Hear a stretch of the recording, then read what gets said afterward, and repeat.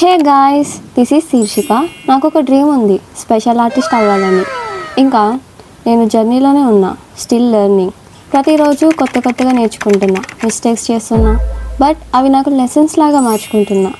ఈరోజు నేను మీకు చెప్పేది ఒక రియలిస్టిక్ కార్ డ్రాయింగ్ గురించి.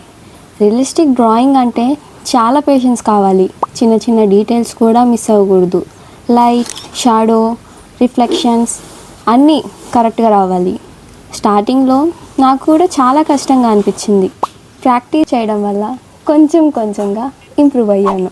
మనం పర్ఫెక్ట్ కాకపోయినా పర్లేదు, బట్ ఇంప్రూవ్ అవ్వడం మాత్రం తప్పనిసరి. సో టుడే నేను ఒక రియలిస్టిక్ కార్ డ్రాయింగ్ గురించి నేర్పిస్తా అన్నా కదా. అండ్ కార్ డ్రాయింగ్ అంటే జస్ట్ లైన్స్ కాదు, అది patience, passion and practice combination. కొన్నిసార్లు మనకి కరెక్ట్గా రాదు, కానీ ప్రాక్టీస్ చేస్తే డెఫినెట్లీ ఇంప్రూవ్ అవుతాం. సో మీరు బిగినర్ అయినా లేకపోతే ఆల్రెడీ డ్రాయింగ్ వచ్చిన వారైనా ఈ వీడియో మీకు చాలా హెల్ప్ అవుతుంది. తప్పనిసరిగా చూడండి, స్కిప్ చేయకుండా చూడండి. స్కిప్ చేయకుండా చూడడం వల్ల మీకు నేను ఏమేం పెన్సిల్స్ అండ్ టూల్స్ యూస్ చేశానో మీకు అర్థమవుతుంది. అండ్ ఫుల్ వీడియో చూడడం వల్ల ఎలా డ్రా చేశాను అనేది మీకు ఒక ఐడియా వస్తుంది. నౌ నా ఫేవరెట్ పార్ట్, షేడింగ్. లైట్గా స్టార్ట్ చేస్తూ స్లోగా లేయర్స్ పుల్ చేస్తా. ఫస్టే డార్క్గా వెళ్ళిపోకూడదు. డార్క్ ఏరియాస్లో ప్రెషర్ పెట్టాలి, ఇంకా లైట్ ఏరియాస్లో మనం డార్క్ నుంచి లైట్ షేడింగ్ చేసుకోవాలి.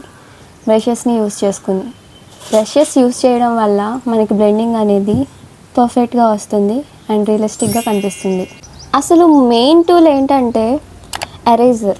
ఎరేజర్స్లో చాలా ఉంటాయి, mono eraser, electric eraser, normal eraser, ఇలా చాలా ఉంటాయి. ఒక్కొక్క ఎరేజర్ ఒక్కో హైలైట్కి చాలా యూజ్ అవుతుంది.